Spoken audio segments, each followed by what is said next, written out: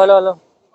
नमस्कार, आप स्वराज पोस्ट देख रहे हैं। आपके साथ मैं हूं अभिनव कुमार। हमारे साथ बातचीत करने के लिए दीपिका झा जी हैं, जिन्होंने बिहार की मिट्टी के गौरव को पूरे दिल्ली विश्वविद्यालय में बिखेरने का काम किया। इनसे ही जरा हम समझने का प्रयास करते हैं कि 20 साल बाद किसी महिला ने दिल्ली विश्वविद्यालय में अपनी जीत दर्ज कराई है, वो भी बिहार से, पूर्वांचल बिहार से आप आती हैं।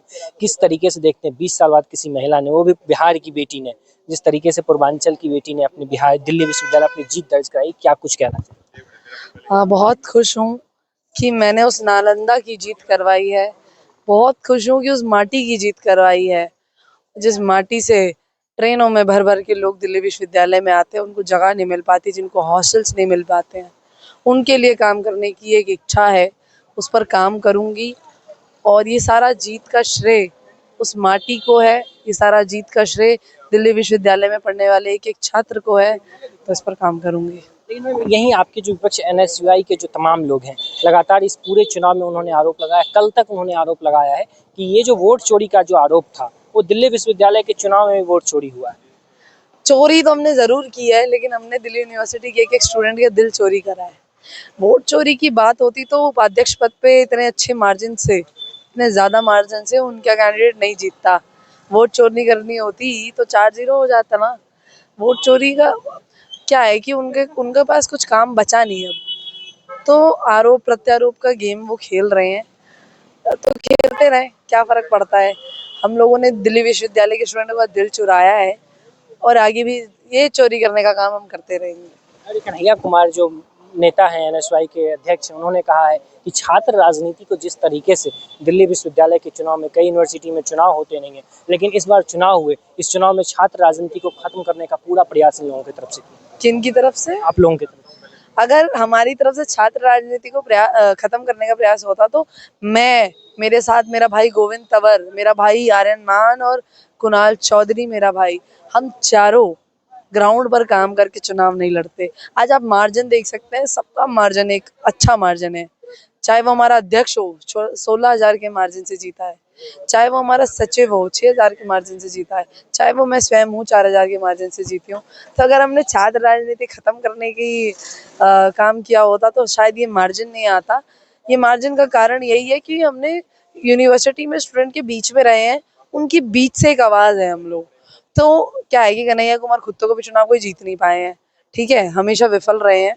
उनको पता है नहीं कि राजनीति क्या होती है, लोगों से कैसे सेंटिमेंट जुड़े होते हैं, उनको नहीं पता इमोशन का खेल क्या रहता है। अभी बिहार में भी चुनाव है, बिहार में भी पटके जाएंगे बहुत बुरी तरीके से। अभी आप वेट करते रहिए, देखिए कैसे दिल्ली विश्वविद्यालय में एक बिहार की बेटी को, जो 6 साल से संघर्ष कर रही थी, उसको मार्जिन से जिताया है दिल्ली विश्वविद्यालय की जनता ने, स्टूडेंट्स ने। और अभी बिहार में भी एक करारा जवाब उनको मिलने वाला है। अभी कन्हैया कुमारी को बोलिए कि थोड़ा सांस ले और वेट करें।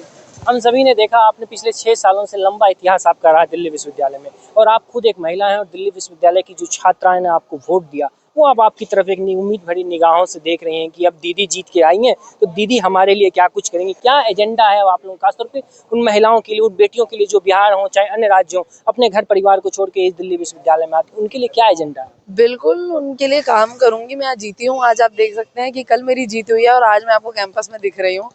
उनके लिए काम करने के लिए 24 घंटे 7 दिन यहाँ खड़ी रहूंगी। और रही बात लड़कियों के लिए, वुमेन सेफ्टी के लिए मैं काम करूंगी, चाहे वो पीसीआर पेट्रोलिंग हो, ऐप लॉन्चिंग हो। हमने अपने मैनिफेस्टो में लिखा था कि एक ऐप लॉन्च करेंगे हम, ताकि किसी भी वुमेन को किसी भी तरह की अनसिक्योरिटी फील हो तो वो उस ऐप के माध्यम से हम तक रीच कर सकती है। पीसीआर पेट्रोलिंग हो, चाहे वो वन कोर्स वन फीस का मुद्दा हो, ठीक है, उसके बाद चाहे वो कॉमन गर्ल्स रूम हो, इन तमाम को गर्ल्स कॉमन रूम हो, इन तमाम मुद्दों को लेकर मैं काम करूंगी। और हाँ, मेरी प्राथमिकता छात्रा पहले रहेंगी। और जो प्रवासी छात्र हैं, जो दूसरे स्टेट से आए हैं, जो बिहार से ट्रेनों में भर भर के आते हैं, जो मेरी तरफ एक उम्मीद की निगाह लगा के उन्होंने मुझे वोट दिया है, उनकी जरूर मैं उन पर काम करूंगी। आखिर में हमारा एक सवाल रहेगा कि ये पूरे चुनाव हो या फिर देश की राजनीति अब जेनजी की तरफ जा रहा है। राहुल गांधी ने जेनजी का जिक्र किया, ये और जो दिल्ली यूनिवर्सिटी का जो चुनाव था, हम और आप जेनजी के इस श्रेणी में आते हैं, और ये पूरा चुनाव भी जेनजी के श्रेणी में इर्द गिर्द ही घूम के था। आप किस तरीके से देखें? राहुल गांधी जी ने कहा कि लोकतंत्र को बचाने की जिम्मेदारी जेनजियों के कंधे पे है। क्या लग रहा है ये जो जेनजी है, इस बार लोकतंत्र को बचाने का काम किया है? बता, आपके सामने इतिहास खड़ा है। आपने देखा कैसे जिंजियों ने बचाया इतिहास को। 16,000 का एक करारा जवाब दिया है, उनके मुंह पर ऐसा थप्पड़ मारा है 16,000 मार्जिन का, कि आज आप देख सकते हो कि जेंजी एक तरफ राष्ट्रवाद की बात कर रहा है। कहाँ है वो लोग जो भारत टुकड़े होंगे ऐसे नारे लगाते थे? कहाँ है वो लोग जो भारत को तोड़ने की बात करते हैं, जो अफजल को अपना गुरु मानते हैं? उन लोगों को नहीं, एक जो भारत माता की जय कहते हैं, उन लोगों को जेंजी ने अपना अपना समर्थन दिया है।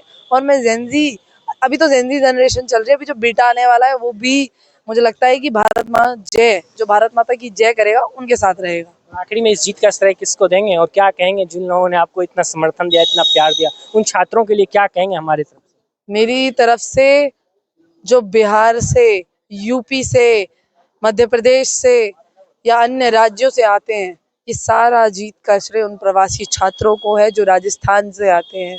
उन्होंने एक ऐसा छात्र नेता चुना जो देखा, जिसने मेहनत करी, और जो दूसरे राज्य से आकर यहाँ पर मेहनत करा, उसने सारा श्रेय उनको जाता है।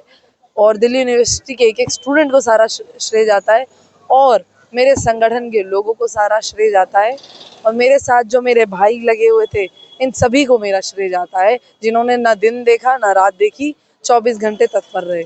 इन सब पर मेरा श्रेय जाता है। मैं आपको अपनी टीम की ओर से और अपनी तरफ से और बिहार के जितने भी मेहनतकश लोग हैं जो प्रवास करके दूसरे प्रदेश में रह रहे हैं, उन तमाम लोगों की तरफ से मैं आपको बधाई देता हूं। और मैं उम्मीद करता हूं कि आप इन जो प्रवास के जो लोग हैं, प्रवासी लोग हैं, जिन्होंने आप पे उम्मीद करके आप पे जीत का श्रेय दिया है, इस जीत पे आप उनके उम्मीद पे खरा उतरे। वक्त देने के लिए बहुत बहुत धन्यवाद। आप लोग इस